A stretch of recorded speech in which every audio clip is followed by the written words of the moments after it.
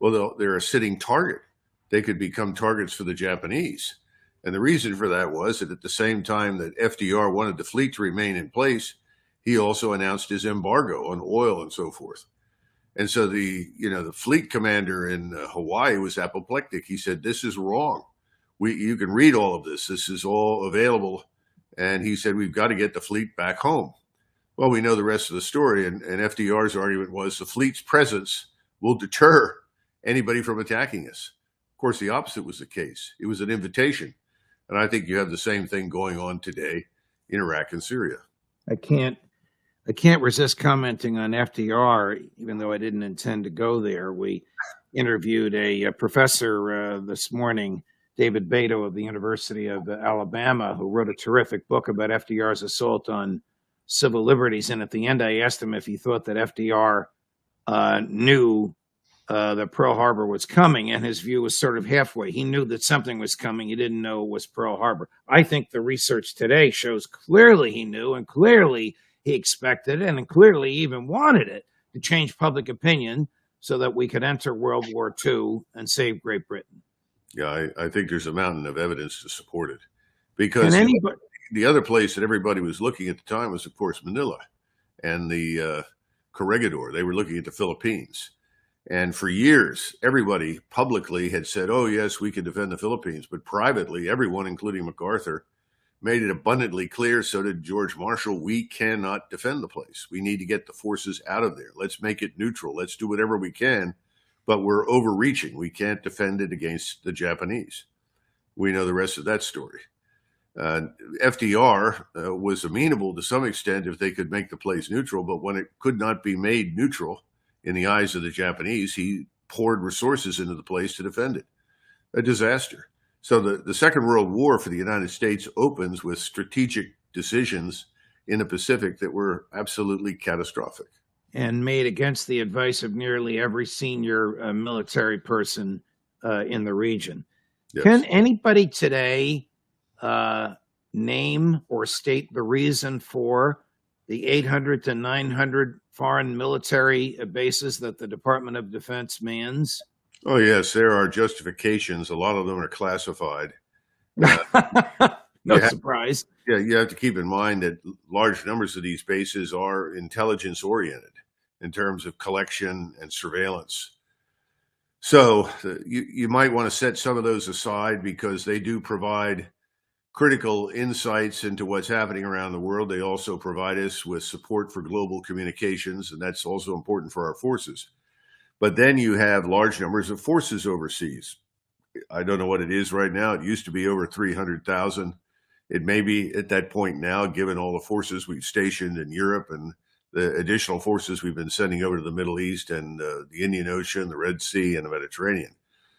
But, scaling these back is something that I think is desperately needed because we live in the 21st century. This is not the 19th. By placing someone that far forward in close proximity to a potential adversary consigns them to certain destruction.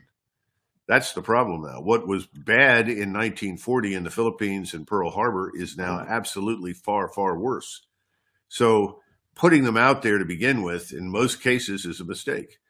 And all you have to do is look at the Mediterranean and the Indian Ocean. We just withdrew the carrier battle group forward for many reasons. They say, well, it was scheduled to go. That may well be the case. But the logistical problem of supporting those forces at sea for months at a time is enormous. And we really weren't prepared for it in the Eastern Mediterranean. And the same is true down in the Indian Ocean.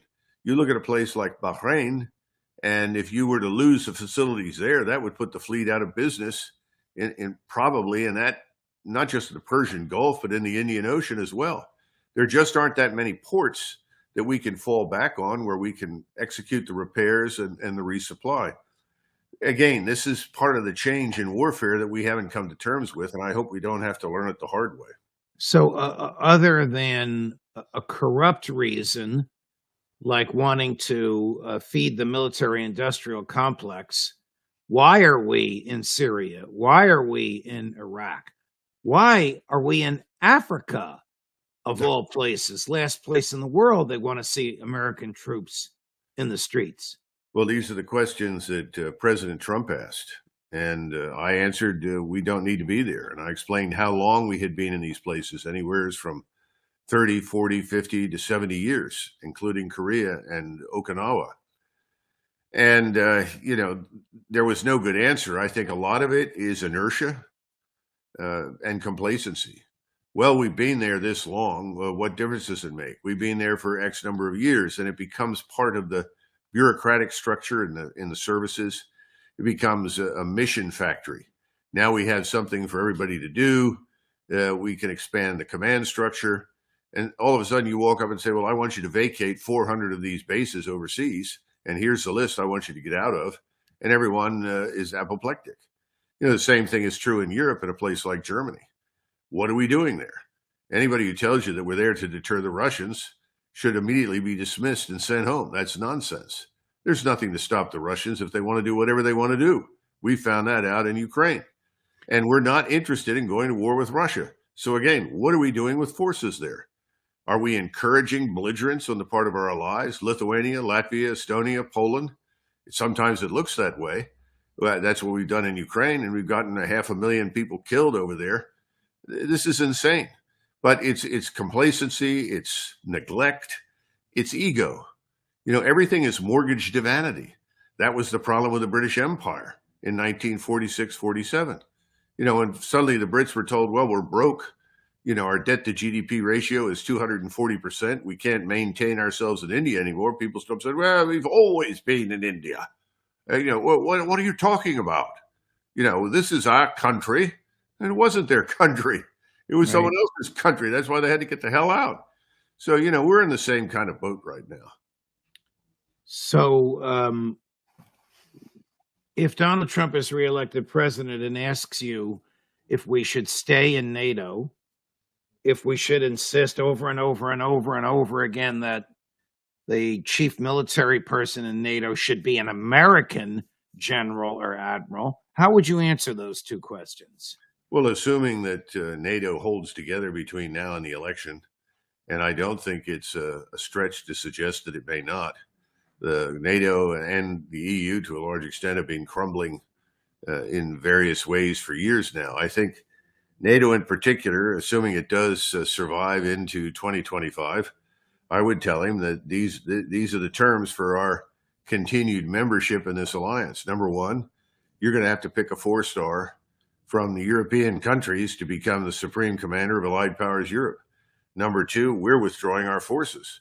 You're going to have to be your own first responder.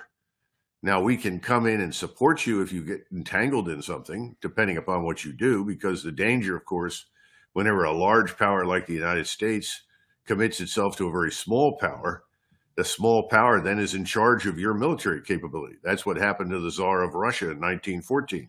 He went to the aid of Serbia. It destroyed his country, and he lost a war. We don't want to go down that path, so we have to be discerning about what we will or won't do. But the first step is to say, we want to support you and assist you in whatever way we can, but we're not staying in Europe. We're going to go home, and we've got other fish to fry here, and you're going to have to pick somebody who's a European 4-star. Now, once you say that, I doubt very seriously that the Europeans will want us to stay, to be honest. Well, that would be a good thing if the departure were amicable and if they assumed a moral, legal, political responsibility for their own military defense. Do they still share, the Europeans, Colonel, the fear of Russia that Joe Biden has tried to instill in Americans with his condemnations of Vladimir Putin?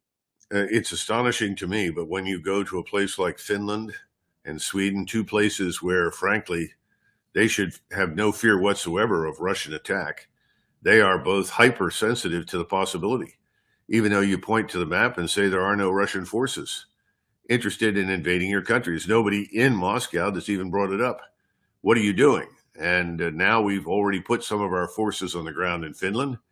And I suspect that if we're allowed to, we'll put missiles in that country. And that turns Finland into a magnet for attack because the Russians are going to sit there and feel threatened. It's stupid. I think the Poles are coming around to understanding that the Russians aren't coming. Remember the movie, The Russians Are Coming, The Russians Are Coming? Well, I think most of the rest of them have wakened up and figured, no, the Russians aren't coming. But in the meantime, the globalist elites or neocons, whatever you want to call them, continue to tell everybody, yes, the Russians are coming. The Russians are coming. It's absurd. Do the They don't want global Do you think the globalist elites, the neocons, the Biden administration, the State Department has recognized the abysmal failure it produced in Ukraine? Privately, yes. Publicly, no. And they will not admit that failure, because to do so would essentially say, we are bankrupt. We never had a strategy. And they never did. There was no strategic aim. This nonsense of we're going to harm Russia, or we're going to make Russia so miserable they'll throw Mr. Putin out. That was absurd. Those were just emotional outbursts. Those were not tangible, concrete objectives. Nobody said we're going to hold the line against the Russian juggernaut, which is hurtling forward. It didn't hurtle forward. It moved into the areas where the Russian-speaking population lives. It's set up defenses. And the Ukrainians obliged them by hurling their forces at them, basically on our advice. We were the ones that told them how to fight. If I were a Ukrainian soldier, I'd shoot the first U.S. or NATO officer I came in touch with. Thanks for your advice. Now get the hell out of here. But, I think they're not going to admit to doing anything wrong. That just doesn't happen in Washington. But do they know it privately? Absolutely. And the world knows that this is evidence for our weakness, our equipment, our technology, our advice, even our assistance on the ground and in the air. It's all failed against the Russians. The only thing we've done is boost Russia's prestige, power, and influence in the world, the exact opposite of what we said we wanted to achieve. How bad is America's influence in the world when Joe Biden can start out by saying, Putin's finished, Putin's done, Putin's lost the war. We're going to help you for as long as it takes. We're going to help you for as long as we can. Oh, if Putin takes Ukraine, he'll likely attack NATO, and then there'll be a land war with American troops on the ground. Who would believe that? Well, a lot of foolish people, I think, have signed on for it, but more and more people are realizing two things. Europe, much like us, is doing everything it can to destroy itself. They opened their borders. They brought in millions of people who will never be Europeans, can't be Europeans, don't want to be Europeans. And they're being told that if you object to this, well, then you're an evil, racist Nazi. They bought that line. Europe's in a lot of trouble internally as a result. And on top of that, by joining this stupid crusade against Russia, they've shot themselves in the foot economically. We don't need to go through the oil and gas problems and energy problems to make that case. It's across a range of issues in the economies. Right. So Europe is crumbling. We're doing more damage to ourselves every day on the border and across this country by failing to enforce the law, by allowing anyone who wants to come in without regard to what they may or may not be interested in doing. And this is killing us. It's killing our country. It's killing us as a society. It's destroying our societal cohesion. All of these things are happening. So if you're sitting in Moscow or Beijing, you might as well sit back, light up a smoke and have a beer and watch the stupidity unfold, because there's nothing they can do to us that is worse than what we're doing to ourselves. Since we were together last, Secretary Blinken assigned 2 emergency declarations, both of which give some cash and military hardware to Israel and to Ukraine. In order to sign both of them, he had to swear under oath that these were American national security emergencies. Now, I would defy him to explain that under oath. It is inconceivable to me, and I think to you, that whatever is happening in Gaza and whatever is happening in Ukraine is an American national security emergency sufficient to justify under the statutes bypassing Congress. Question, does this surprise you that they have stooped to this level? No, not at all. Why would anybody be surprised? You saw, of course, the dozens of members of the House and several dozen senators stand up and object that this was effectively unconstitutional. Simply bypassing these houses was unacceptable. People had to explain this and justify it. We were not going to unconditionally support anybody. This is essentially a blank check, and we Americans don't provide blank checks. Wrong. You didn't hear anything. Neither did I. Everyone is in the same corner. And the same corner is, well, we give Israel anything it wants because they're killing people that we would kill too. I don't know how many times I've listened to that. I think we have to come to terms with the reality that for a very long time, the kind of dehumanization of people that we went through during the Second World War, especially towards Japan, for instance, has taken hold towards Arabs in the Middle East, and probably Muslims in general. Remember, you're dealing with a population that is not highly educated. It doesn't have much experience beyond our own borders. It's predisposed, amazingly enough, at this point, to believe whatever its government tells it. I don't know how many times people say, I can't agree with you. Nobody else says what you do. And I keep saying, well, just because nobody else is saying exactly what I am doesn't make me wrong. Right. Can you consider that as a possibility? Well, I'm not sure. I mean, this is what we're up against. And if you can dehumanize the Arabs, which is what we've been doing, then you can sign on for Mr. Netanyahu's program.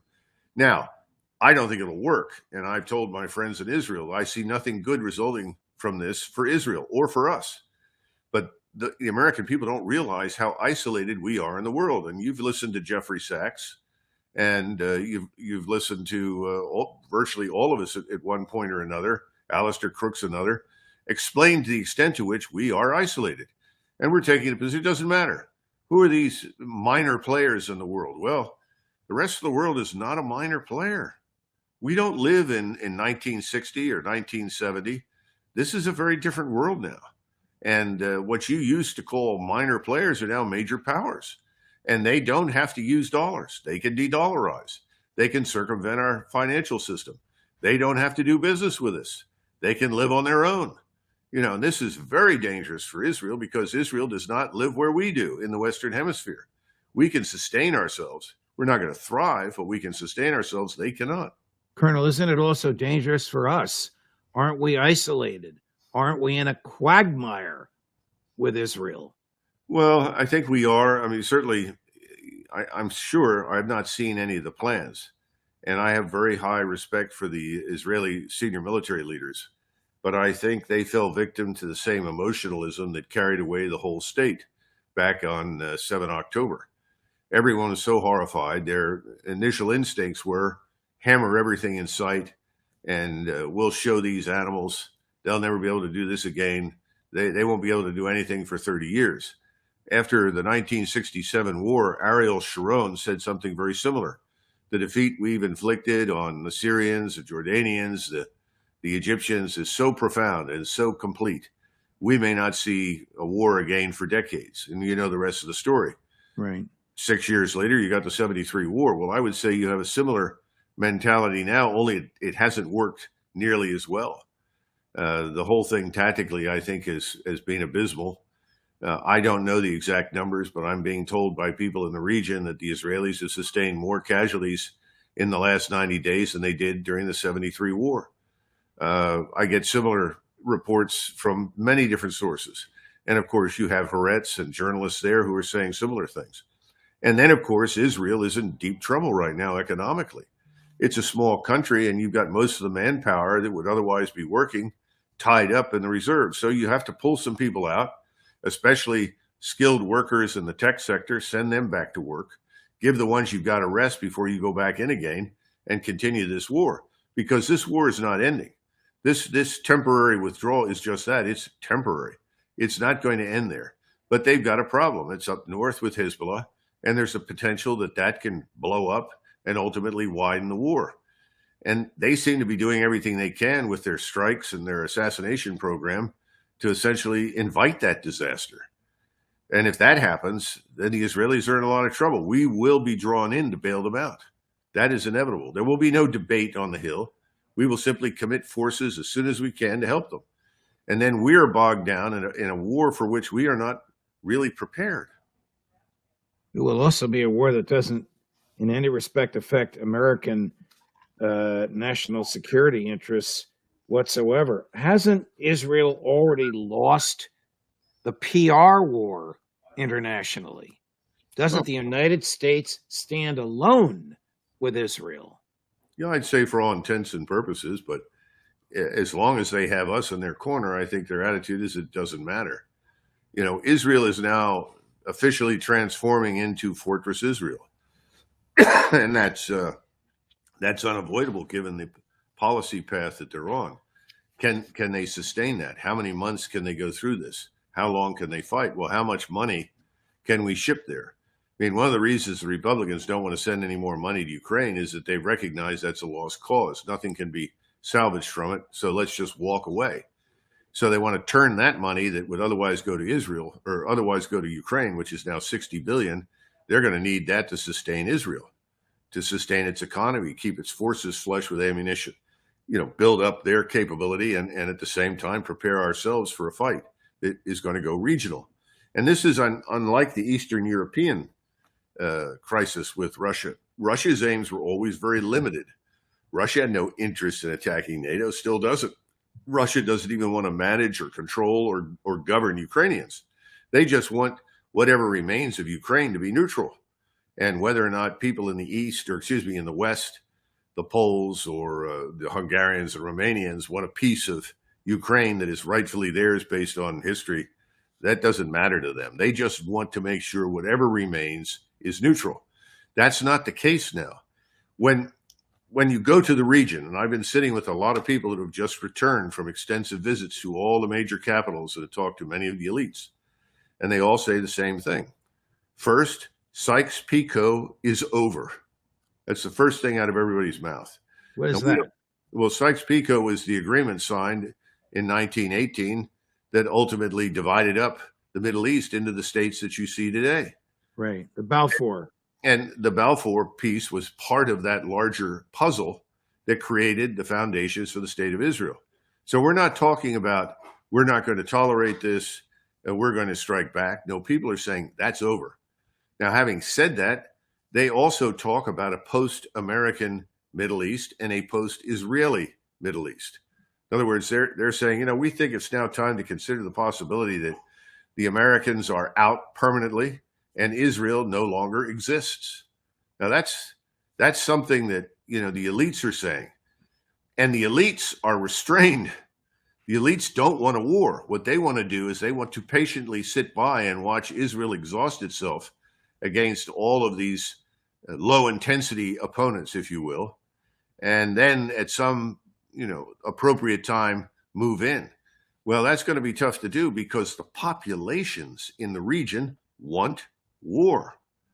Jordan is on the edge of collapse, Judge. It is all that Abdullah can do, the king, to hold that place together. They know what's happening on the West Bank. They know what's happening in Gaza. There are millions of Palestinians in Jordan. They want to arm up, cross the river, and fight. You have a similar attitude growing in Egypt. Now the Israelis have just demanded the Philadelphia corridor. This is the stretch of terrain between Gaza and Egypt. They say the Egyptians are not controlling it enough, and that's probably true.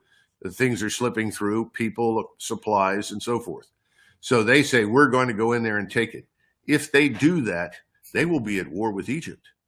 Now, Sisi doesn't want war because he's trying to renegotiate his debt, and he's trying to keep a nation of 109 million people afloat. But if they take the Philadelphia corridor, there will be war. So he'll end up, so we're talking about Israel with the front with Egypt, which has been stable for 50 years, now becomes entirely hostile.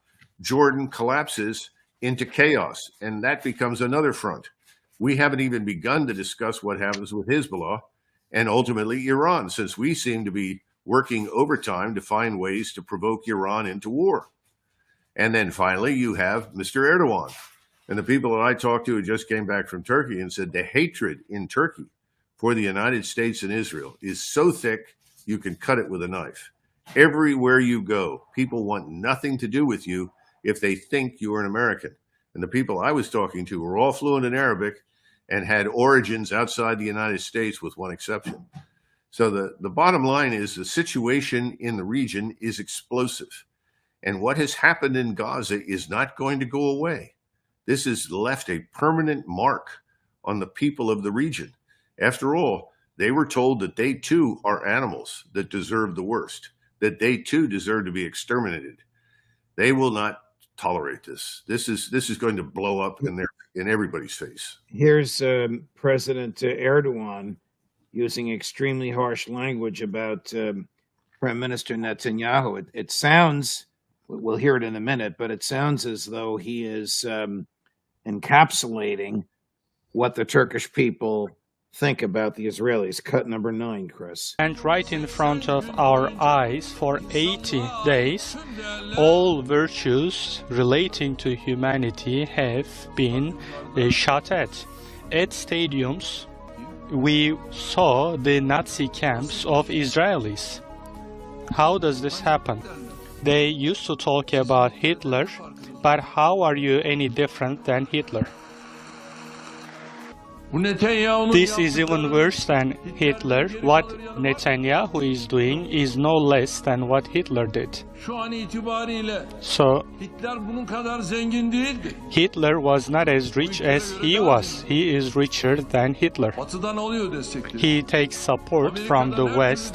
He receives every kind of support from the US, and with all that support, more than 20,000 Gazans were killed. The voice that is standing with the innocent and the oppressed is the voice of the Muslim Turk. Wow. Is he under pressure to mobilize what I think you've told us is a fairly substantial military? Not yet, but close. I think that it's a mistake for people in the West, for people in Israel, to simply dismiss Erdogan as a hot air machine. And I hear that frequently. Oh, Erdogan talks, he does nothing. He talks, he does nothing. Well, taking the decision to commit the Turks to a war is a very serious one. He knows that. I don't think he, any more than Mohammed bin Salman, the Saudi prince who is currently governing Saudi Arabia, I don't think either of them want a war. I don't see any evidence that people in Tehran want a war. But they're being pushed because their populations are infuriated. Their populations want to fight. And they're prepared to suffer whatever is required to put an end to this Israeli state and its hegemony in the region, which is really what it amounts to in their eyes. It's very dangerous, and I don't know how you get out of it except to stop what's been happening, and that's not going to stop. What's going on in Gaza will continue. They are not finished. Anyone who thinks that this is over is very much mistaken, and I think Mr. Netanyahu made that clear. And the longer this lasts, the more the anger, frustration builds, the more likely a regional explosion is.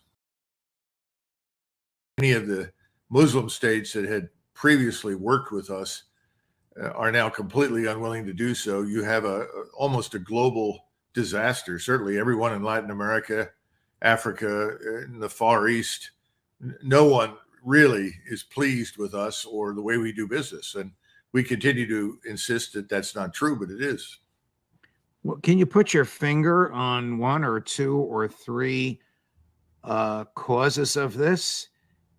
Is it our unbridled support for Israel and the perception that it is engaged in indiscriminate slaughter? Is it our, going back to George W. Bush and Dick Cheney, view of American exceptionalism? Is it the $2 trillion we spent killing people in Afghanistan and Iraq, supposedly to bring Western democracy there? I think you're describing our foreign policy, which essentially amounts to playing risk with democracy. That everything we do is, at least in theory, designed to promote liberal democracy wherever it does not exist, to go to quote unquote ungoverned spaces and impose order and ultimately liberal democracy. Well, all of these have failed miserably. And ultimately over time, people say, well, why are you really where you are? Why are you in Iraq? Why are you in Syria? Why are you in Lebanon? Why are you in Libya? It doesn't make any difference. Why are you interested in what's happening in Taiwan? There are no armies prepping to invade Taiwan. There's no interest in Taiwan or China in a war with anybody. All of this revolves around an ideological construct that views the world through the lens of democracy, the way the Bolsheviks viewed the world through the lens of communism. And ultimately, like the Bolsheviks, we've taken a position that anything we do is morally justified. And that certainly is the position that Mr. Netanyahu has taken. and we have eagerly adopted it.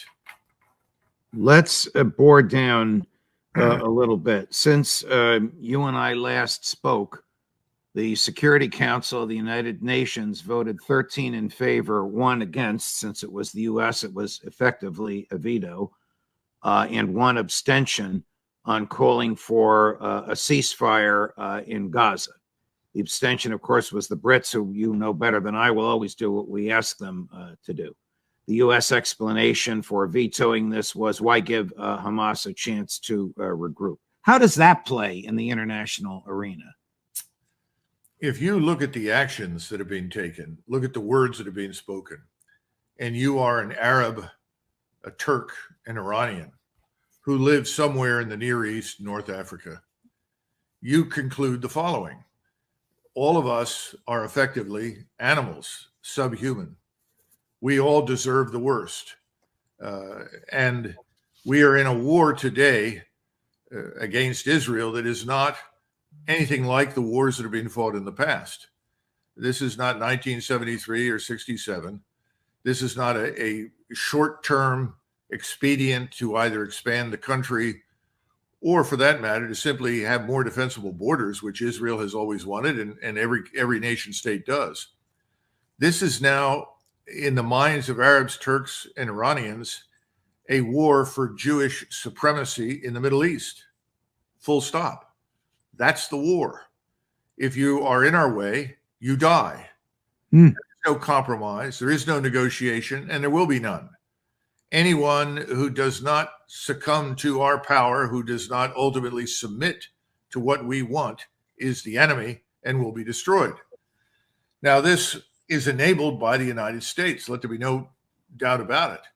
Remember, most of us in the United States, I include myself in this category, are very sympathetic to the Israeli state.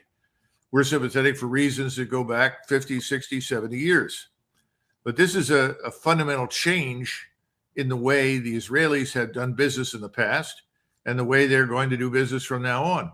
And that's why this war can only escalate. This is not a war that's going to end in a couple of weeks or another month from now. This is going to escalate well into next year, and it's going to be a do or die proposition for everyone involved, especially Israel. Here's the statement by the deputy U.S. ambassador to the UN when he cast his veto, and then we will follow it with the statement of 3 Arab leaders who were in D.C. At the time. All this is in English and quite compelling. Although the United States strongly supports a durable peace in which both Israelis and Palestinians can live in peace and security, we do not support this resolution's call for an unsustainable ceasefire that will only plant the seeds for the next war. We believe there is a moral obligation toward the international community to stop the killing of the Palestinian civilians. And it's the first time, at least in my lifetime, that I have seen that calling for a ceasefire became a controversial issue. I'm not sure how deep is the understanding here of what's happening on the ground in Gaza. I mean, this war has broken every record.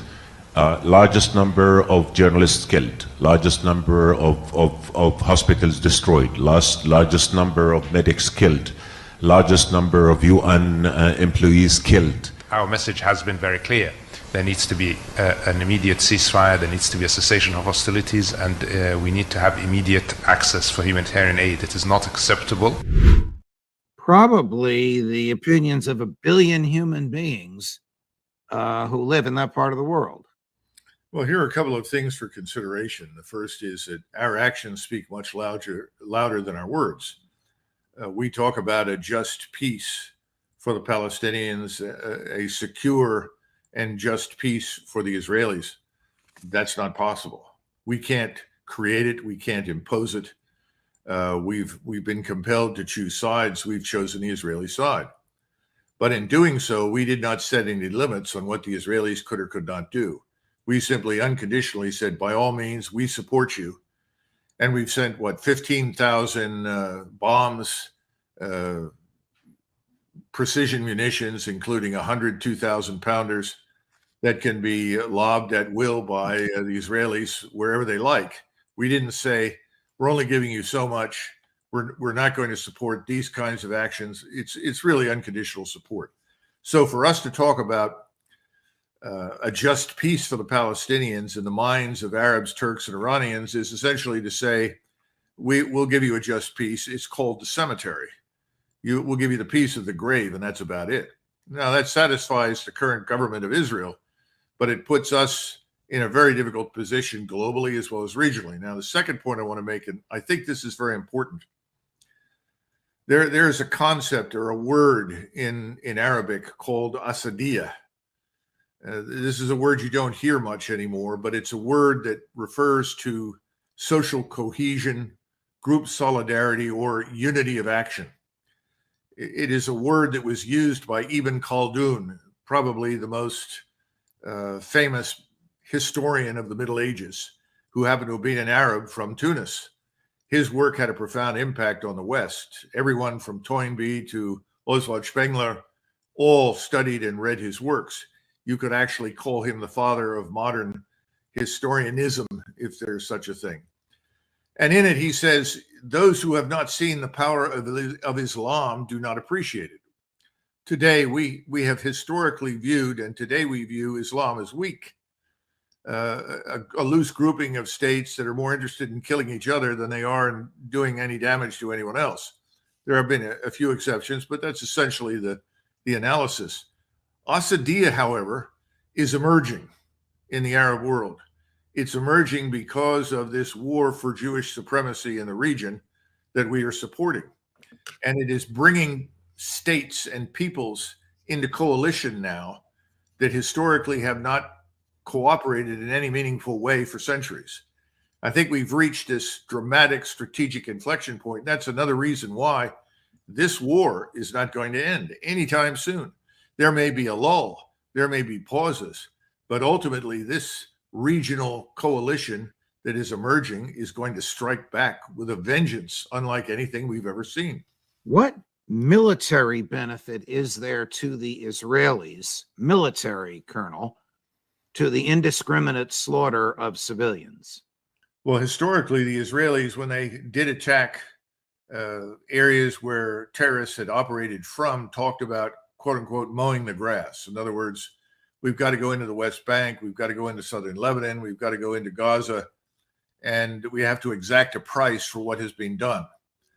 Well, this last attempt to destabilize and destroy Israel on the 7th of October was so horrific and so shocking and surprising that the Israelis have frankly reacted with something more than just vengeance. If this were simply an object lesson, if this were an attempt to restore deterrence, or what they think is deterrence, which is you kill some of us, we kill a lot more of you, we've long since passed that point. When you start talking about flattening Gaza, and effectively that's what's going on, driving out the population without regard to how many people are actually killed or not killed, and we've reached that point now where large numbers of people are simply being killed because they happen to be in the way of the flattening process. That's something well beyond mowing the grass, well beyond restoring deterrence, well beyond a simple object lesson. This is the message. We are supreme in this region. Challenge us and we will destroy you. And oh, by the way, right behind us, we have the United States Armed Forces, and those armed forces will be brought to bear against you. And it's one of the reasons I think the next step, frankly, as they finish flattening Gaza, is to turn on Hezbollah with the goal of ultimately bringing us in, because Hezbollah is a very large and powerful force. It's not going to be easily knocked out. In fact, I don't think it'll be knocked out at all. It can be damaged seriously, but the Israelis have already taken very heavy casualties. We don't know how many. I sent you a couple of things that came from Haaretz, Israeli newspaper, and from a journalist who talked about 3,700 killed Israeli soldiers killed in Gaza. If that's true, that's a horrific number. Those are higher losses than Israel has ever taken in any of its wars. And given the small population of a little over 6 million Jews who serve in the IDF, that's not a minor issue in Israel. That means that your neighbor, certainly, or your neighbor who's 1 or 2 doors down from you, has lost someone. But I think the fact that they can call upon us to step in is enormously important. And I think that Mr. Netanyahu wants to exploit this while he can, because again, and we've talked about this before, most Americans are watching football. Most Americans are trying to figure out who Taylor Swift is dating next week. They're not paying attention to this, just as they ignored Ukraine. And the Ukrainian war was a war not quite, but close to something on the scale of the Korean War or World War II.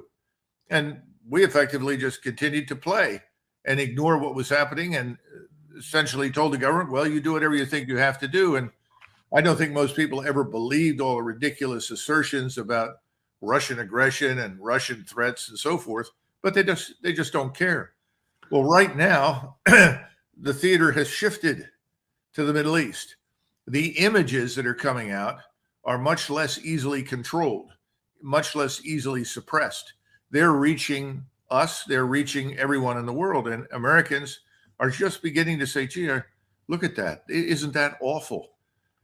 At some point, and I don't know when this is, there will be a growing majority opinion that this is enough. It has to stop and it can't go on.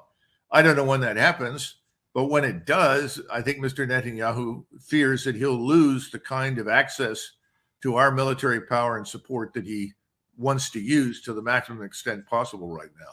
You spoke earlier about the aid that we give them, which is unconditional. There's no strings on it.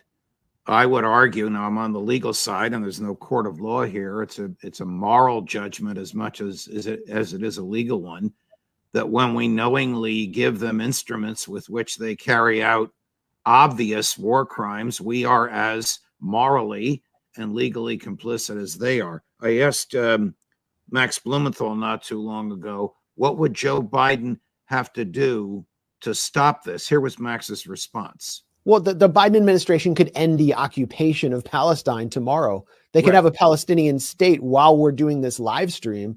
All they have to do is say no more spare parts for your F-16s, no more F-35s, and it's over.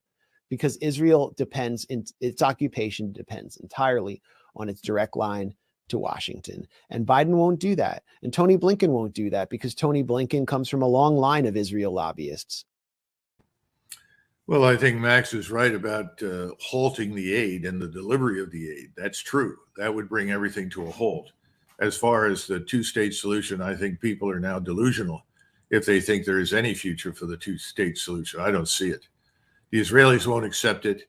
And now, unfortunately, given the horrific actions in Gaza, I don't think anyone in the Muslim world is going to go along with it. And here again, we got to go back and understand the governments sitting in Cairo, in Amman, in Jordan, even in Damascus, in Lebanon, Iran, Turkey, Saudi Arabia, the Emirates, doesn't matter. None of those governments want a war, Judge. They're all opposed to war, but their populations are enraged. We talk a lot about democracy, but we don't practice it, obviously. Yeah. And what you've got in the East is a wave, democratic wave, if you will, of support for all-out war against the Israeli state. And by definition, because of our complicity, as you point out, us. I'm an American. I'm concerned preeminently about the United States. I still think we have an interest in the survival of the Israeli state. And that's one of the reasons we always said we would not allow any force to develop that might overwhelm, destroy, or drive the Jews in Israel into the sea. But that force is building. It's real. And Americans have trouble with this because they say, well, why hasn't it happened? What about next week? What about next month? No, it hasn't happened, but it is building. And that's why I mentioned this Asadiyah. This is not a hollow term. It's not meaningless. And I think it's coming back into vogue right now in a dramatic way in the Islamic world. So over the weekend, the Secretary of State, Tony Blinken, exercised emergency authority under the Arms Export Control Act. No need to get into the weeds on that, but basically it says that the president, through the Secretary of State and the Secretary of Defense, can spend money unauthorized if it is an emergency and directly vital to the national security of the United States. And before that money can be spent, the Secretary of State or Defense or the President has to certify to the emergency nature and the immediacy nature under oath, which Tony Blinken did. Question: of what conceivable American national security benefit is the need to send 2,000-pound bombs to Israel without asking Congress's permission, knowing what they're going to do with those bombs? Well, you say we know what they're going to do with them. I would urge you to reconsider that, because the real basis for this legislation, if you want to call it that, this granting of essentially limitless power to the executive branch to effectively arm and equip and fight whomever they like, is really the overriding determination to wage war against Iran. If Israel attacks Hezbollah and tries to destroy it, they know that they will come into a conflict situation with Iran. Iran will not stand by and allow Hezbollah to be destroyed. They know it, and we know it. And you have people on the Hill that desperately want this war with Iran. They've convinced themselves that Iran is evil incarnate, that all the problems in the Middle East stem from Iran, even though Iran hasn't invaded anybody. Iran has no military power that it can actually project with any great success. It just has an enormous arsenal of missiles and rockets, and now increasingly unmanned systems that it can use against an opponent. That's something else, and that's dangerous. But the Iranians have demonstrated remarkable restraint. So have the Russians. Everyone has restrained themselves vis-a-vis us. But if you get a war with Hezbollah and you promise to deliver whatever is needed, you're really taking a decisive step in the direction of widening this war to include Iran. And in some respects, I think Mr. Netanyahu is seriously considering the widening of this war. I think he wants to, quote unquote, settle accounts. It's back to the issue is what are we Israelis really fighting for? He'll tell you we're fighting for our lives. Well, there are many ways to save your life. Attacking your neighbors isn't necessarily one of them. There are many ways to pursue diplomacy. They'll tell you that's all a waste of time and it won't work. Therefore, the only thing we could do is kill everybody that doesn't like us. Well, that's a tall order in the region because Israel doesn't have any friends there. But now it has serious enemies. And the populations are going to shape the destiny of Israel in the future. Is this an American national security interest or an American domestic policy reality? Domestic politics reality, excuse me. I think it is a reality of domestic politics. The American people have been conditioned for decades to see Iran exclusively as some enemy that had to be destroyed. I mean, I could take you into Walmart or CVS and ask somebody, well, what do you think about those Iranians? Oh, they're bad. Yeah, they're terrible. I mean, it's worked. It goes back to our discussions about why are all of these people so quick to swallow the line about Russia being evil and corrupt and dangerous and invading everyone? Well, you fell back on the Cold War. There's still that underlying consciousness, and there's a willingness to accept what's being taught in academia, what comes across the airwaves on television. Americans used to be people that would sit there and say, wait a minute, what's this got to do with us? They don't do that anymore. They have been, quote unquote, brainwashed, conditioned intellectually, socially to say Iran is evil and bad, therefore get rid of it. Now, there are younger people who don't necessarily share that assumption. And I don't think Americans really understand what war means. A friend of mine who fought in Vietnam, he was a helicopter gun pilot as a warrant officer. And he's a great person and worked for years in the intelligence committee, worked with me when I was at Supreme Headquarters Allied Powers Europe. And he was telling me, he said, Americans have no idea what's going on. We had army groups in Europe between 1944 and 45, from June of 44 until the war ended, that sustained 756,000 casualties. More casualties, more losses than we could replace. We've forgotten that war involves a lot of killing. The Israelis are experiencing that now, and they are not insensitive to it. But imagine it on a regional scale, an industrial scale. We lost 19,000 casualties a month from June of 44 until the Battle of the Bulge broke out, and then it went up to 100,000 a month. I'm just talking about American forces in Europe. We never bring these things up. That's war. And we have played with this war thing, and now we've watched what the Russians have done, who understand war. They have a grasp of it. Look what they have done. And they build a force for war. This is not some boutique, specialized army or Marine Corps designed to go into third world countries where nobody has air defense, where nobody can defend themselves effectively, where they have very little organized military power. That's a force capable of waging scientific industrial war in the 21st century. We don't have that. And if we drag ourselves into this thing by provoking a war with Iran, this thing will spread because the Russians will not stand by and watch us destroy Iran. China has enormous interest in the Persian Gulf and the Arabian Peninsula. It imports most of its oil and gas from there. Russia has tried to make up for some of it when it could not reach it. But today, it's impossible to feed the Chinese industrial machine without the Persian Gulf, without the Middle East. They are not going to stand by and watch us annihilate Iran. And we've talked before about the Turks. The Turks are, that nation is ready to fight. Mr. Erdogan has talked himself into a real corner, in my judgment, because people there are enraged and ready to fight. This is a large gasoline storage site that simply needs the right match at the right time and the right location, and it will blow up. That's the problem. I want to talk with you later in the week about Russia, Ukraine, and about China.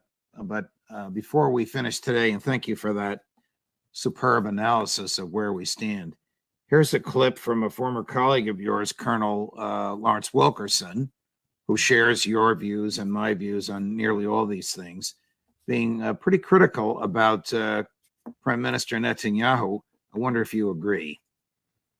Since Netanyahu took over, indeed, probably since Ronald Reagan had to really bash the Israelis when they went into Lebanon in 1982. But it's certainly been their policy since Netanyahu took over. He is the most draconian leader Israel has had in its short history since 1948. How do you see he is de Fuhrer. He is de Fuhrer. Wow. Fair? Well, that may be true. And I don't think at this point it's terribly relevant because this situation has moved well beyond Mr. Netanyahu. The forces in play now will not be easily arrested. They will not be contained. The so-called genie is out of the bottle. Even if Netanyahu were to go for domestic political reasons, your view is the genie stays out of the bottle. Yes, I think we're in a position now that I tried to describe in the regional sense with all of the Islamic world. And I don't see an easy way through this at this point. If we were to stop supplying the Israelis, that might have an impact in the short term, but in the long term, their strategic position now requires support or they will go out of existence. And even with our support, potentially in the next 12 months, given what I see emerging on the horizon, that may be for Ukraine. Well, I think that's misleading because you've had over 100,000 U.S. troops sitting in Eastern Europe now for months. Okay. Now, part of this was supposedly to deter the Russians. You've got 3 seconds to answer the question, how much deterrence did that force create? Time's up, none. Yeah, none. So they sat over there, drank beer, enjoyed the local cuisine, and I'm sure the populations in Eastern Europe would be happy to see us go home. But we didn't accomplish anything. If anything, things are worse now than they were before they started. We also committed a lot of assets that you don't hear anything about at sea and in the air to Europe. Huge numbers of aircraft, huge numbers of satellites and platforms and so forth. So I think that's misleading. It's cost us a lot of money. Now, you're right about Israel, on the other hand, in the sense that we have no treaty of alliance with Israel.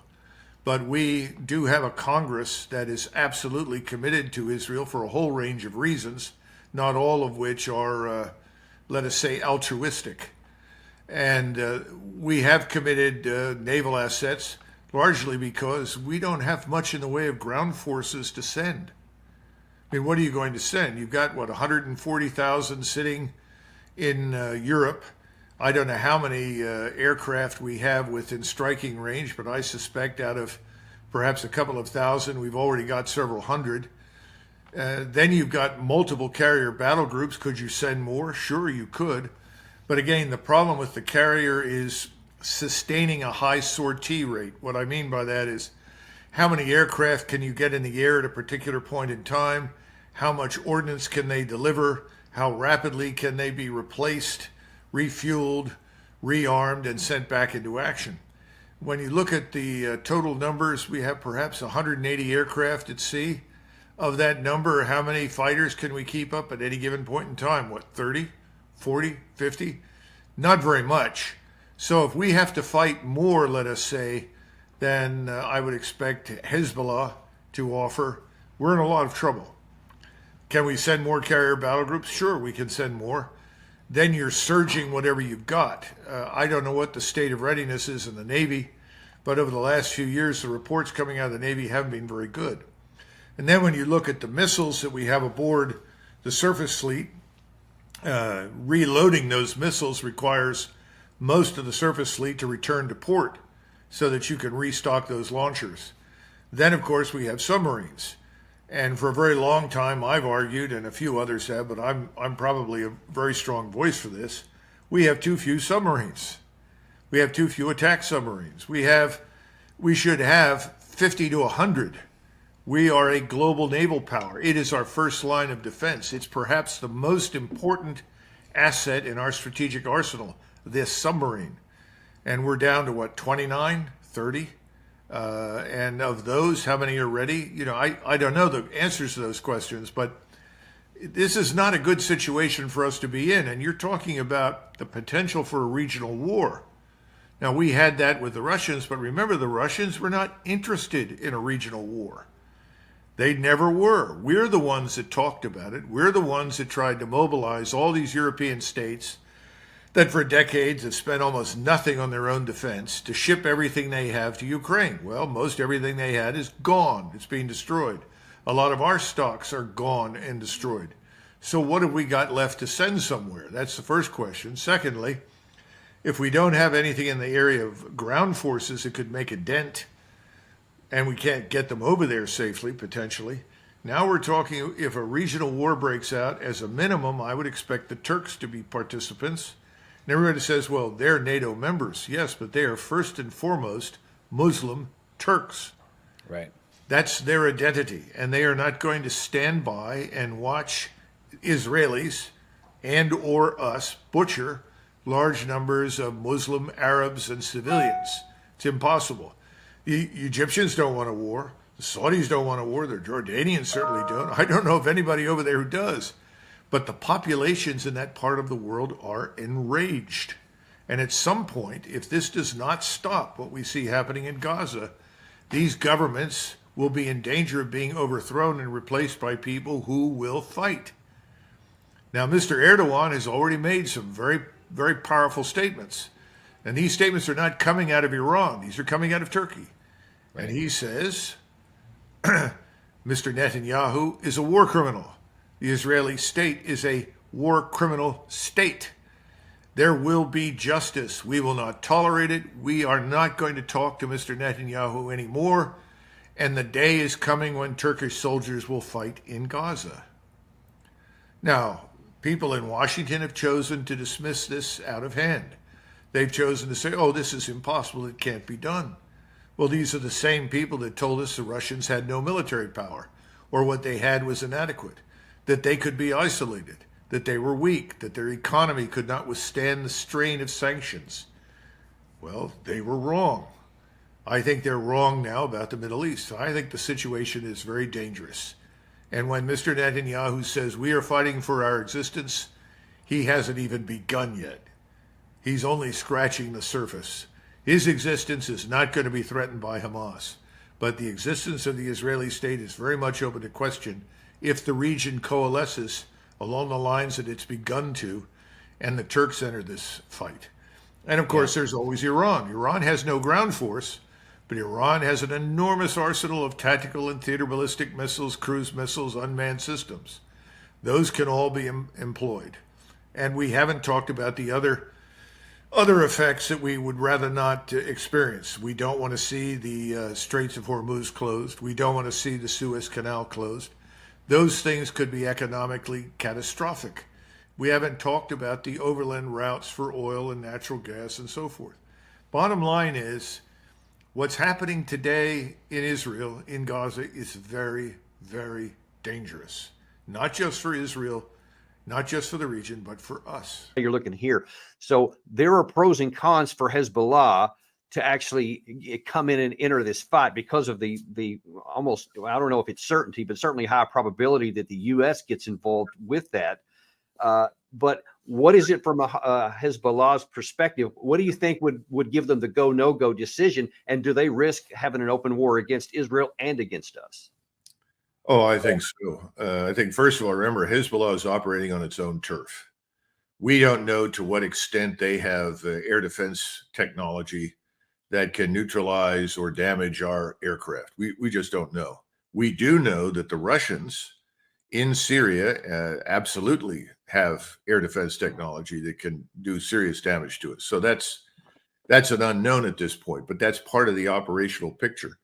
I don't think there's any question but what Hezbollah will enter. And I think the Israelis will be hard-pressed to deal with them while simultaneously trying to clear things in the south. And then keep something else in mind. Remember that the Israelis themselves created this Hamas mess. They stood it up, and they bolstered it over time on the assumption that they were splitting the Palestinian opposition in a way that served Israeli interests. Israel's not unique in this. All powers at one time or another have done these kinds of things. But now I think it's backfired very badly. Hamas is no longer the Lone Ranger, and I would expect a serious uprising on the West Bank against the Israeli presence there, as well as fighting in Hamas and fighting against Hezbollah. Yeah, that's my concern, is that if Hezbollah does come in and now then the Israeli Defense Forces actually have an actual two-front war, is then if this so-called axis of resistance actually stands up and it comes in from the West Bank as well as Americans. I've been Iraq and Syria potentially coming under fire from a lot of these groups. I mean, this could get messy really fast. Well, remember, the Egyptians have already committed 3 or 4 divisions from their army to the border with Gaza. Actually, I didn't know that. I'm told that they're going to move as many as 300,000 troops to the border. Now, that may not seem significant because people will assume, well, they're there to keep the Gazans from pouring into Sinai. Well, perhaps I think that's true, but once they have all those forces there and large numbers of people who are Arabs inside Gaza are dying, how difficult will it be for General Sisi to stay out of this fight when he's going to be pressured by everyone in sight to somehow or another rescue the Arabs in Gaza? And that's just the beginning. We haven't even talked about Jordan. I would be surprised if the king of Jordan can hold his kingdom together very easily, because more than half of his population is now Palestinian. So this thing just gets worse the more you look at it. And then, of course, you have the Iranians in the distance, who I think will only operate through their militias. I don't think that they will lob theater ballistic missiles at Israel, because I think they reasonably expect the Israelis to respond to that with a nuclear weapon. Now, if the Israelis use a nuclear weapon, I think they will be in serious trouble, because I think the whole world will desert them at that point. So then you think that if this axis of resistance kicks up, Hezbollah comes in, et cetera, but you think that Iran per se will try to stay out of the fray? Yeah, I think directly they will initially. The Turks are the open question right now. We know that they are preparing for the contingency of fighting against Israel and us. And you and I talked years ago about all of these films being marketed in Turkey that were breeding hatred for the United States, that talked about Turkish forces resisting the U.S. military in Iraq. Well, this is fertile ground for serious trouble with the Turks. And the Turks are unlike anybody else in the region. Once they commit, if they go to war, they're all in. until the bottom is reached in the fight. They will fight like hell. It will not end easily. It won't end quickly, and it may not end at all. It may drag on for a long time. So how do you keep the Turks out, especially when, we shot down one of their drones recently? The Turks would like us out of northern Syria. We've insisted on staying there. We have 1,000 men up there. I would like to see them, extricated as opposed to being sacrificed pointlessly. And then, of course, you have the Turks at sea. And then we have to add in the Russian variable, because the Russians have told the Turks, the Egyptians, and others who are interested in delivering humanitarian aid to Gaza across the beach that they will escort their vessels. So now you have a potential confrontation rearing its head with the Russians. And the Russians, of course, are not going to sit there quietly if Iran is suddenly attacked. One of the most dangerous things that I've heard recently from the Hill is people are saying, well, now's the time to do in Iran. This is insane. And again, we don't understand. And this, you and I have been over this before. We're not what we were in 1991. Right. Demographically, we're not the same nation. And the potential for trouble inside the country, in our own country, is enormous. Now, let me ask you this, Doug, because we're going to talk about President Biden's speech in just a minute and what that portends for us. But what you're describing here, I know a lot of people are probably listening to this and they're thinking, oh, that's fantastical. All those things aren't going to happen. But you and I have also talked about this a number of times over the years, that when a real war gets kicked off, oftentimes it takes on a life of its own. And all these things you're talking about are not only theoretically possible, but many of them can seem, in my view anyway, could be actually probable. I wonder if, before we shift over to the strategic and Biden, what do you think that America can do in this volatile situation to prevent it from going out of control? I think the first thing is that I would urge the Israelis not to go into Gaza at this point. They've killed, I think, by recent tally, 3,000 people inside Gaza, at least that many.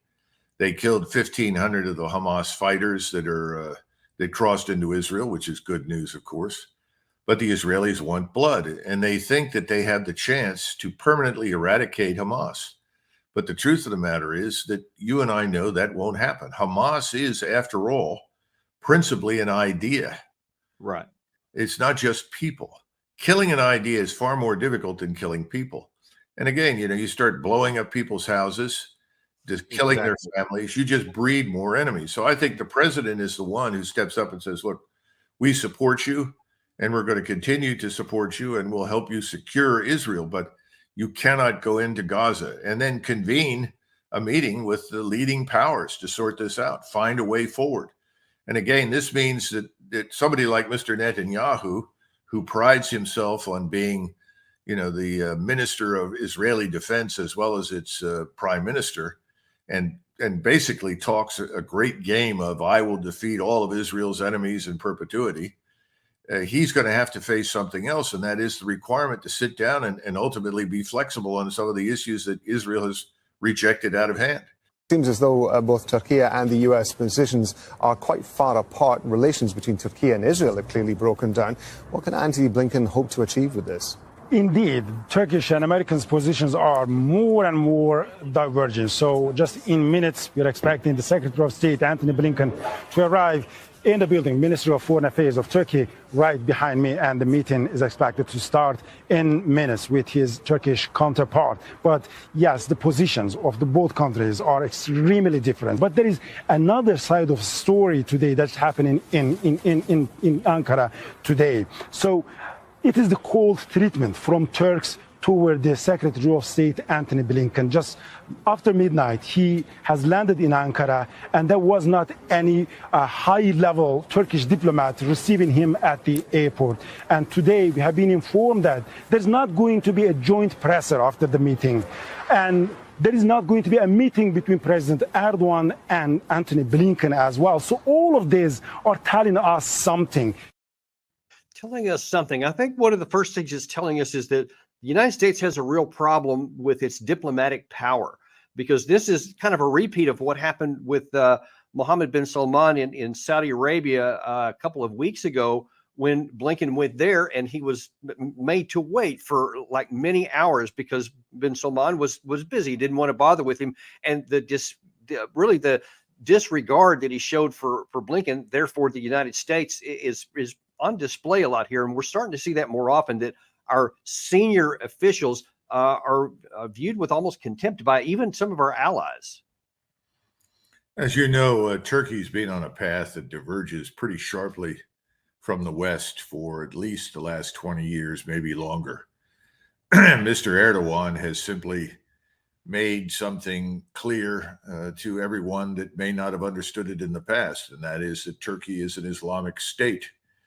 And he has restored Islam's central position in Turkish society. That brand of Islam is Sunni Islam with a Turkish flavor. And remember that Mr. Erdogan is the leader of the Muslim Brotherhood, not only in the region, but also in the United States and Canada. So he's very, very prominent, particularly in Hamas circles, because Hamas is ultimately, you might say, an armed wing of the Muslim Brotherhood. So everyone turns constantly towards Iran, pointing the finger, blaming them for whatever is wrong with Hamas. But in truth, the Turks are probably closer to Hamas in their thinking and attitudes, certainly towards Israel and the world, than they are to Iran. And I think that's an important point that everybody misses. Yeah.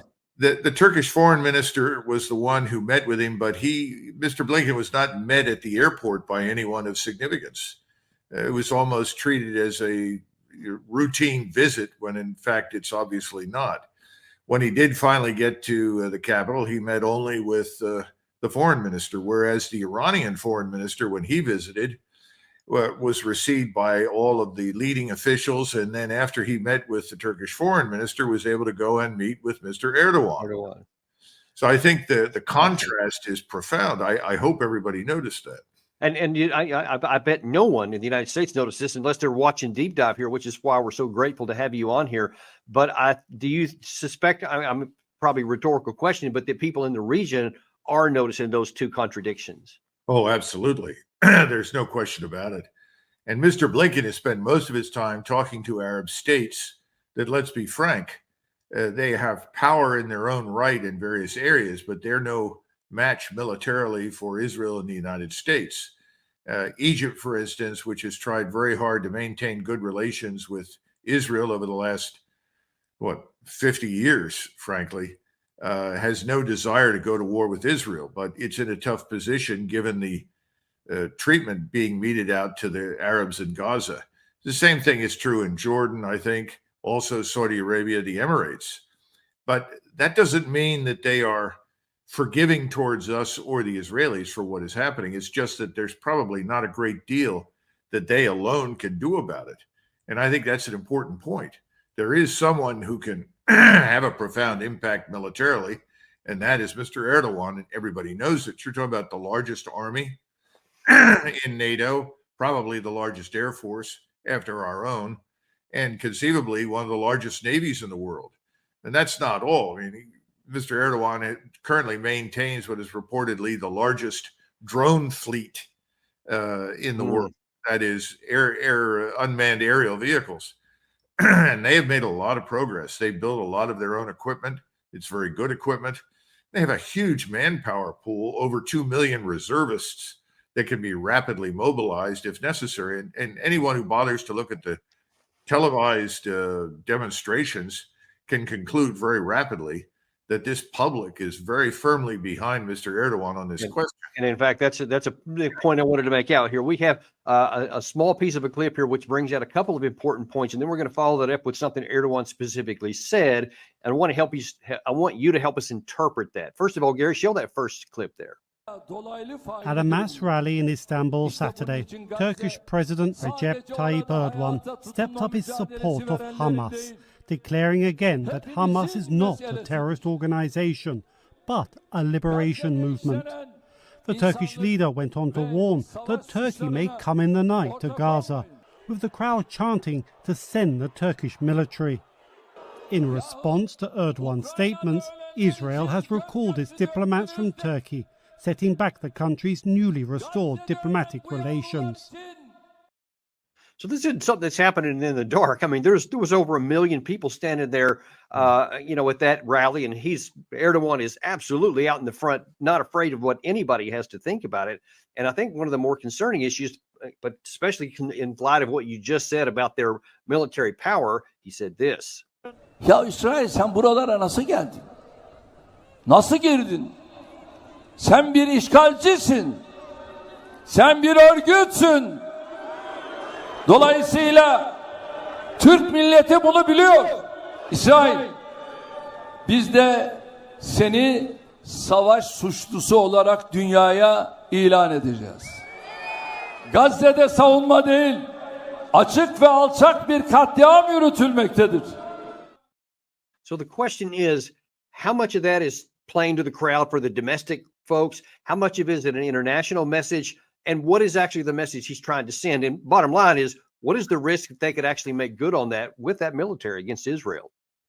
Well, one of the things that he's also said that is hardly being covered in the West is that Turkish soldiers will eventually fight in Gaza. So I don't think you can be much more straightforward than that. But Mr. Erdogan is nothing if not clever, and he's very sensitive to timing. And what you saw in that rally and what you've seen in subsequent presentations and speeches is an effort to mobilize the country. Now, he would not make this effort if he thought this war would be over quickly, that Israel would simply cease and desist and embrace a ceasefire. He's actually preparing the nation for action. Now, when will that action occur? Well, he's certainly not going to tell anybody. But I'm quite certain that particularly in view of the recent celebration of the 100th anniversary of the Republic, where he paraded 100 naval combatants through the Bosporus in front of the world and has made it very clear over and over and over again that he has great confidence in the military power at his disposal. It's going to happen. The question is timing. And I would argue the same thing is probably true for Iran, although I think Iran is far more reluctant to become involved because Iran fears us and what it can do to its infrastructure, which is ultimately more fragile than Turkey's. Right. But still, he's quite serious, and it would be a mistake to dismiss him. I listened to someone quite recently in Washington who told me, oh, he's a blowhard. He said these things before. Nothing's going to happen. Well, good luck with that approach. I think it would be prudent to take him very, very seriously and understand that he's the one man in the region, the one leader with the capability to destroy Israel. Yeah, I think that's the key. He has the capacity, whereas Iran doesn't have the capacity. They can hurt Israel. They can't destroy it, but Turkey have a real chance for that. One other quick point. People forget that from the Turkish standpoint, when he talks about the occupier, remember who was in Palestine for hundreds of years? The Turks, the Ottoman Turks, who controlled Syria, who controlled the Levant, who controlled most of the Arab world in the Middle East. It was the Turkish Empire. So from his vantage point, you could argue that the Israeli Jews are standing on soil that he privately regards as not only Ottoman, but also permanently Islamic. And remember, they have this doctrine that says, once you're Islamic, it can never change. So you put all of these things together, and it would be a mistake not to take him seriously. Now, and then that leads to the next point here, unfortunately, is that I don't know that we have the diplomatic capacity to take him seriously. And let me just show you a couple of things here recently that kind of illustrates that. Is, first of all, just a few days ago, in terms of what the United States can do and how much influence they have over even our allies, John Kirby had this to say. Does the United States support the goal of destroying Hamas? We support what Israel is trying to do to protect their citizens from the threat of Hamas. And James, I think you know this, we aren't on the ground fighting in this war. There's no intent to do that. These are Israeli military operations. They get to decide what their aims and strategy are. They get to decide what their tactics are. They get to decide how they're going to go after Hamas. We're doing everything we can to support them, including providing our perspectives, including asking them hard questions about their aims and their strategy and the kind of questions we'd ask ourselves. But the question you asked me is a question better put to the Israeli Defense Forces. So we don't have much influence even over Israel. They've hardly listened to us anything. And Biden has been really trying to get not a ceasefire, because Netanyahu's disregarded that, but at least a humanitarian pause. But then you saw, I guess it was yesterday, before Blinken went to Turkey, he was in Baghdad. And when he was asked about the success of that, he said this. President Joe Biden, when asked whether he was optimistic, he felt progress was being made towards getting Israel to agree to humanitarian pauses and strikes, he gave a thumbs up and said yes. Based on your conversations with Israel on Friday, with Arab leaders yesterday and today, do you share the president's optimism? This is a process. Israel's raised important questions about how humanitarian pauses would work. We've got to answer those questions. We're working on exactly that. In fact, we agreed that our teams would get together, and they're doing just that, including today, to work through the specifics, the practicalities of these pauses. And just to show you how little impact that had, here is how Netanyahu talked after he met with Blinken. תדעו שיש דבר אחד שאנחנו לא נעשה. לא תהיה הפסקת אש בלי החזרת חטופינו. שיוציאו את זה בכלל מהלקסיקון. אנחנו אומרים את זה גם לאויבינו וגם לידידינו.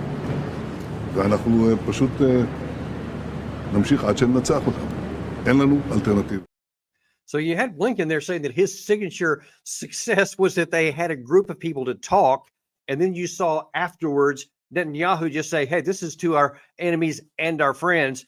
We ain't doing any of that. We're going to do whatever we feel like doing. So if we don't have influence with our allies or potentially with Turkey either, how much control do we have over how this situation evolves at all? Two quick points. First, it was nice that the Secretary of State took off his body armor when he decided to hold this press conference. I don't know that very many Americans saw it, but he wore body armor during his visit to Baghdad. Now, we've tried to create the fiction that we achieved something positive for ourselves as well as for the Arabs in Iraq. But if the American Secretary of State is at such risk that he has to wear body armor in Baghdad, I think it puts the end to that lie. It's also a disgrace that our Secretary of State would, under any circumstances, be under that kind of threat anywhere in the world. Secondly, Mr. Biden and his administration is obedient in service to Israel. And this obedience and their unconditional support for whatever the Israelis want has led to something very dangerous. Effectively, what Biden has done, and I think really Biden is a sort of an afterthought. I think it's Blinken and Sullivan and their powerful forces behind them have essentially opened the cage door and let the tiger out. The tiger is called Netanyahu, and the tiger has determined that it must devour everyone and anyone in the neighborhood that it dislikes or considers a threat. We don't know what to do about that. And the reason we don't know what to do about it is that everyone in this government, in Washington in general, lives in fear of the Israel lobby, in fear of what could be done to them here politically if they stand up and say, well, enough's enough. There are limits to our support. There are limits to our tolerance. You know, if Richard Nixon were the president, Eisenhower were the president, I think even someone like LBJ, probably Carter, ultimately would have stood up and said, either you stop what you are doing right now, or we will withdraw our forces, i.e., we'll simply withdraw the naval power in the region. That would ultimately get Mr. Netanyahu's attention. But the Israeli influence and Mr. Netanyahu's personal power and authority at this point is so great that everyone is afraid to contradict him. And so it really doesn't matter what Mr. Blinken says in public. The truth is, Mr. Netanyahu is in control. He's not only in control of his destiny, he controls the destiny of American national power, prestige, and influence in the region. Is there anyone that is willing to stand up and just say, hey, it's not anti-Israel to talk about taking care of American national security interest, American interest, economic interest even, or all the things you just mentioned? Do you see anybody, I don't care what party, that's willing to stand up and say, hey, look, we like Israel, but we love America, and here's what we need to do toward that end to help both? Well, I think John Mearsheimer has tried to do just that. And of course, in many of the more extreme circles inside the Israel lobby, he's regarded as a self-loathing Jew. And frankly, you're going to be tarnished almost immediately as not just anti-Israeli per se, but as an anti-Semite. Look, this is a tough position, but I've taken the position from the very beginning that we would have to intervene to save Israel from itself. My assumption from the very beginning was that this could actually escalate to a regional conflict. I think the Israeli attitude has been, as long as we are there and our power can be leveraged on their behalf, they can simply go on with this war of annihilation against Gaza and Hamas until they're finished, and no one will interfere because we are there, at least in the background, ready to support them. That puts us in the uncomfortable position of supporting something we say we oppose. Some of you may remember that we attacked the Serbs, in my judgment, on shaky grounds, frankly, but we said that the Serbs were guilty of ethnic cleansing, of driving out the Albanians. In truth, none of the Albanians were driven out until we started to bomb. But the point is, we have always taken a position that that's unacceptable.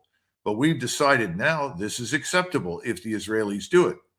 Now, in fairness to the Israelis, and they do deserve to hear this, when Mr. Begin and Mr. Sadat, or President Sadat, met during the Camp David Accords discussions, Menachem Begin actually offered Gaza to Anwar Sadat and said, look, we'll give it to you. You take it over.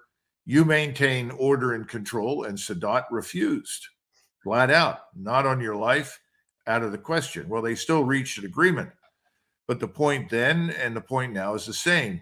No one in the Muslim world wants vast numbers of Palestinians streaming into their country. Now, they have various reasons for that. They think their societies are fragile. The sudden arrival of these people could be disruptive and destabilizing. Of course, I feel the same way about my country and illegal immigration that is right now sanctioned by the administration. They don't seem to care about our borders and who comes in. But at the same time, there's something else here, and that is the fear in the Arab world that if the Palestinians simply left or were relocated at great expense, but done so peaceably, that would end the discussion about Israel's legitimacy and its long-term position in the region. And there would be no more two-state solution. That wouldn't even be a fantasy. It would just be eliminated. And, the Palestinians have been useful instruments in the Arab world with which to beat the Israelis over the head about this sort of thing. No one has had a solution. Now there is a solution. It's Mr. Netanyahu's solution. And his goal, and the goal of the people that support him, is to essentially cleanse the area between the Jordan River and the Mediterranean. This is just the first big bite. And I think in their minds, they believe that if they can succeed in Gaza, annihilate Hamas, destroy Gaza, drive out the people that live there, this will be an object lesson. And it will be much easier to induce the people on the West Bank to get out, thereby creating what they think is the biblical Israel. In other words, the pre-modern Israel. Now, that's another point of debate. So let me ask you this, though. From a military perspective, is it even a viable military task? Well, is it a political task to give the military to say, destroy Hamas and bring peace to Israel? Can you even physically kill all Hamas without killing all the people and have peace the result at the end of that? Well, in Warsaw, in January of 1945, I think that's about right, the Nazis went in and crushed the Warsaw Uprising by the Poles. And the Poles were very stupid. All they had to do was wait for a few months, and the Soviets would have been there, and then they might have had a chance at defending themselves against the Soviets. Instead, they decided to fight the Germans, who were ultimately on the way out, and the Germans annihilated them. So do I think it could be done? Yes, the IDF could do to Gaza what was done to Warsaw. And the population there could be dramatically reduced, perhaps not entirely killed or destroyed, but certainly substantially reduced and driven out. That is attainable. The point again is, who are the key actors in all of this?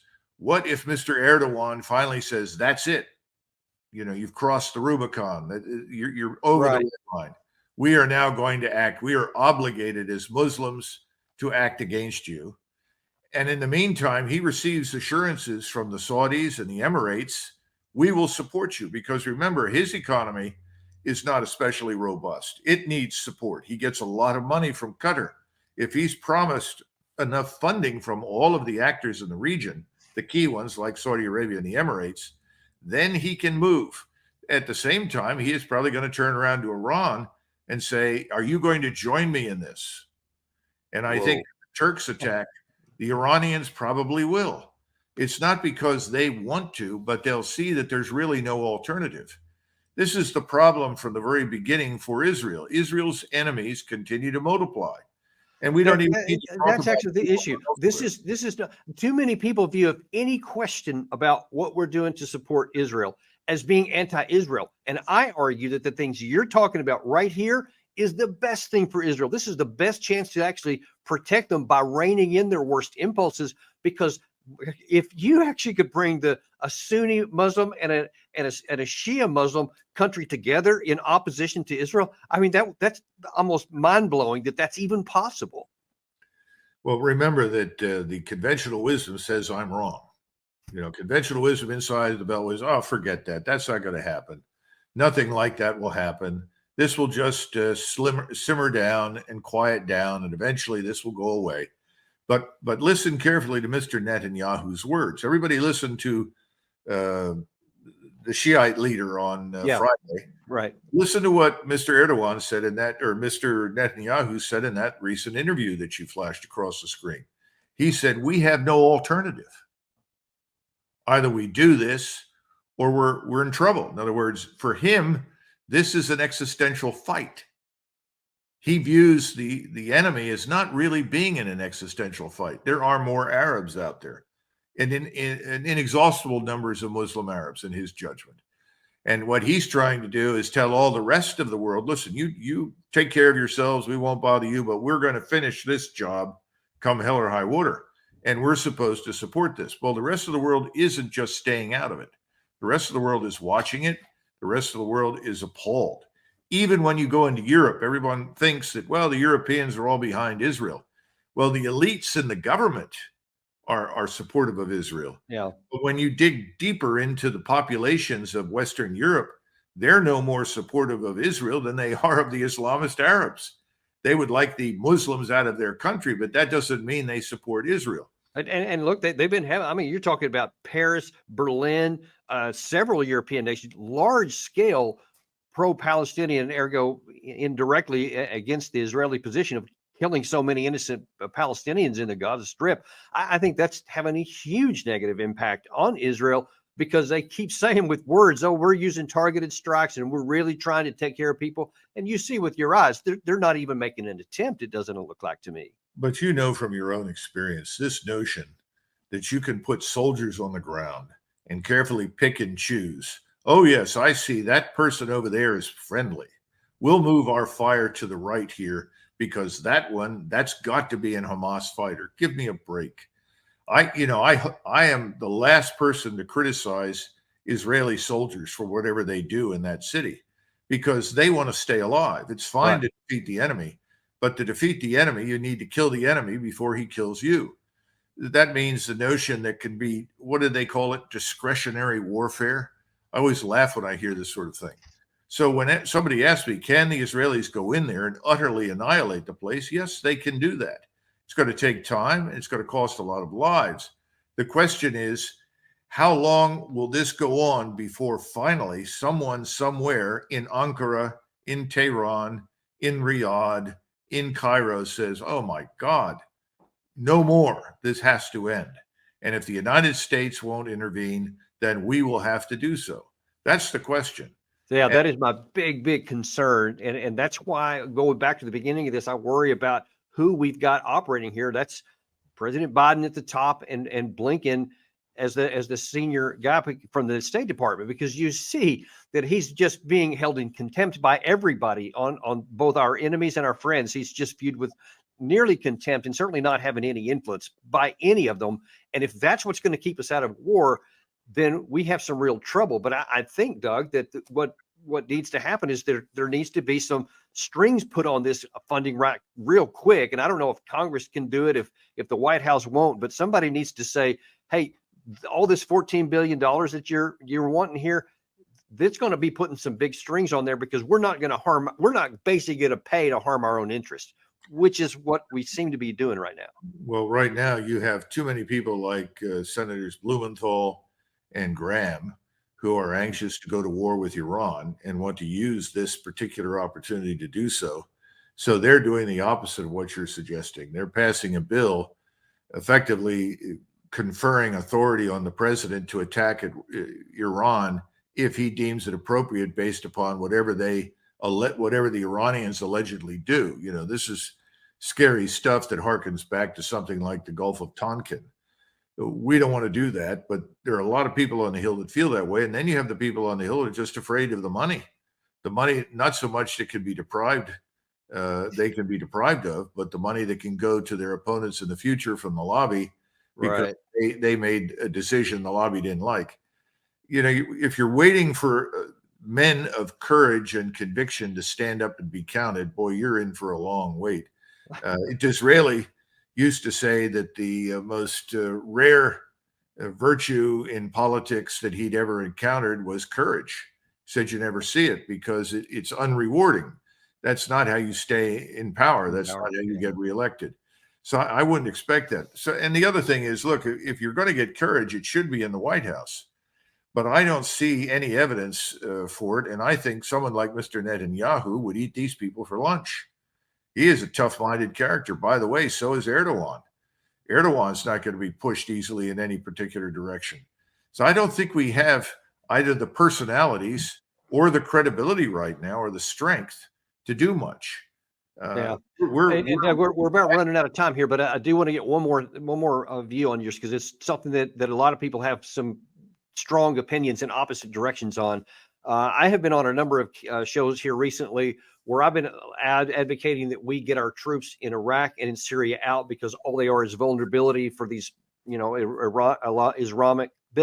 Iranian-backed groups that could kill Americans who are there for no value to our country, which could be used by people like Lindsey Graham to say, see, now we have to strike Iran, and because they did it, they wouldn't even be bothered or waiting for evidence. But the question that I'd like you to answer is, can it be done now? It should have been done a long time ago. It wasn't. Trump tried to get us out in 2019 out of Syria, and that was thwarted for reasons you know probably better than I do. But now then that we are here and they have been attacked recently, can we withdraw them without it harming our interest? And how would you like to see that play out? Well, if you tried to withdraw those troops now by pointing out that the 1,000 up in Syria are essentially a target array waiting to be destroyed, whether it results from the Shiite militias or it results from the Turks as they move south to engage Israel. I mean, all sorts of bad possibilities exist. People would argue you can't do that. If you do that, you will signal weakness on the part of the United States. The same thing is true in Iraq. You know, if you pull them out of Iraq, it's the final admission that what we did there was an enormous failure. Remember, the Iraqi parliament voted to throw us out in 2020, and we politely said, no, we're not leaving. Doesn't matter what the Iraqi parliament says, we're staying. That was a mistake in my view. I think we should have said, fine, thank you very much, cut our losses and gotten out. We should have gotten those troops in Syria out a long time ago. And frankly, when I was in the building and I asked the question, what are they doing? You know, you got various said, well, they're there to help contain Iran. Really? That doesn't make any sense. I see no imminent Iranian invasion. Well, you know, the Shiite militias, well, they're all local. They're going to defend their turf, but I don't see any evidence for much else. Well, we have to be there for Israel. And, you know, my experience with the Israelis at the time was that if somebody moved the wrong way, said the wrong thing, did anything in Syria, they'd know about it, didn't need our help.